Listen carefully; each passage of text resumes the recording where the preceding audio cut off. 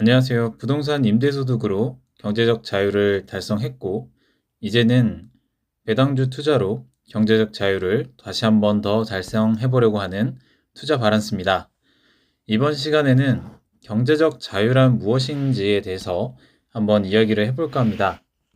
우리가 경제적 자유를 달성하겠다, 경제적 자유를 위해서 또 목표를 삼고 달려나간다라고 말을 하는데, 과연 경제적 자유는 무엇이고 우리는 어떤 포인트를 알고 가야 하는지 한번 이야기를 해볼까 합니다. 먼저 경제적 자유에서 이 자유라는 단어 자체에 대해서 한번 알아보겠습니다. 자유는 외부의 구속이나 제약 없이 마음대로 행동할 수 있는 상태를 이야기하고 또는 자신의 의지대로 행동할 수 있는 상태를 나타내는 말입니다.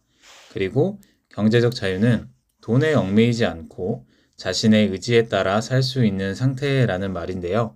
말 그대로 경제적 그리고 돈에 관련해서는 어떤 얽매이는 거 없이 제한 없이 우리가 자유롭게 삶을 살 수 있는 상태, 그때를 이룬 때를 경제적 자유라고 말할 수 있을 것 같습니다.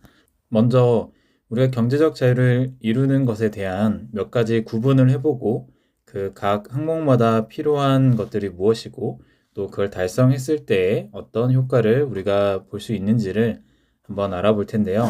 첫 번째로는 돈에 얽매이지 않는 삶을 사는 것입니다. 이 돈에 얽매인다는 건 우리가 기본적으로 생활하는 데 필요한 생활비, 그리고 추가로 원하는 것을 사고 싶거나 하고 싶거나 갖고 싶을 때 소비할 수 있는 그런 소비를 위한 돈이 필요한데요. 이러한 생활비와 소비를 위한 돈을 갖췄다면 우리는 직업 선택의 자유를 달성할 수가 있습니다. 우리가 꼭 어떤 직업을 지금 갖고 있는 직업을 해야지만 지금 하고 있는 일을 해야지만 이 생활비와 소비를 위한 돈을 벌 수 있고 만들 수 있다라고 한다면 우리는 그 직업과 일에 얽매이는 삶을 살게 되는 건데요. 이러한 것들을 달성을 한다면 우리가 좀 더 폭넓게 직업을 가질 수 있고 또 주부라는 직업 또는 무직이라는 직업 또한 마음대로 선택할 수 있지 않을까라는 생각을 해봤습니다. 그리고 두 번째로 이 선택의 자유입니다. 직업 선택에서 이어지는 내용인데요. 이 선택의 자유에 필요한 것들은 내가 잘하는 것과 내가 좋아하는 것, 취미 활동, 이런 것들이 어떤 요소로서 존재합니다. 우리가 이런 선택의 자유에 있어서 어떤 게 내가 잘하고 좋아하고 그리고 취미 활동으로 가져갈 수 있는지를 알게 되고 가질 수가 있다면은 우리는 이 24시간 하루라는 이 소중한 시간에 만족도를 올릴 수 있는 효과를 받을 수가 있습니다. 그리고 세 번째로 자산의 규모입니다.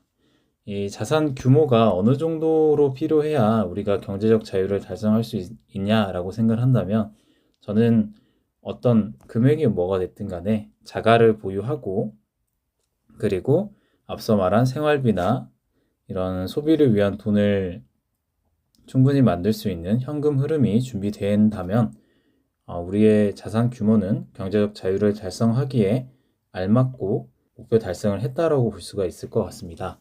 이 달성 효과는 자산 규모를 갖췄다고 한다면 이 자본주의 안에서 안정감을 충분히 가질 수가 있습니다.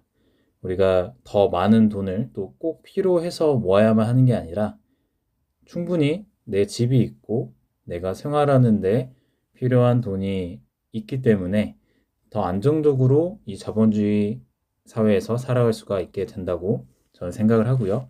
마지막으로 네 번째는 궁극적인 목표를 이뤄내야 경제적 자유도 따라온다고 생각을 합니다. 궁극적으로 우리에게 필요한 요소는 나의 행복 포인트라고 말씀을 드리고 싶은데요. 내가 어떤 걸 할 때 행복하고 또 어떤 상황에서 행복하고 어떤 생각을 가지고 있을 때 그리고 어떤 상황을 맞이할 때 내가 대처할 수 있는 것들의 행복 포인트들이 있어야지만이 궁극적인 목표를 달성했다고 볼 수 있을 것 같은데요. 이렇게 어떤 작고 또는 크고 여러 가지 요소들의 나의 행복 포인트를 갖고 있다면은 이런 것들을 달성했을 때 지속 가능한 행복을 만들 수 있지 않을까라는 생각을 해봤습니다. 결국에는 경제적 자유를 이뤄내고 우리가 삶 속에서 궁극적으로 목표하는 것은 계속해서 나의 행복한 삶을 이어나가고 근심 걱정을 덜어내는 데 있다고 보는데요. 그렇기 때문에 우리는 이 지속 가능한 행복에 대한 고민을 할 필요가 있다고 생각을 합니다. 결론을 말씀드리면은 20억 또는 50억 이런 큰 자산이 중요한 게 아니라 안정적인 현금 흐름이 중요하다고 저는 생각을 하고요.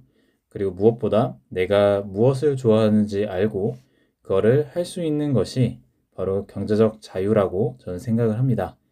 가끔 보다 보면 20억 또는 50억, 100억 이렇게 있어야지만이 파이어를 한다거나 경제적 자유를 이뤄냈다라고 생각하시는 분들이 계시는데 정말 큰 자산이 필요한 게 아니라 우리에게는 나의 행복을 위해서 경제적으로, 이 금액적으로 돈에 대해서는 얽매이지 않게 하는 요소들이 중요하다고 생각을 하고요.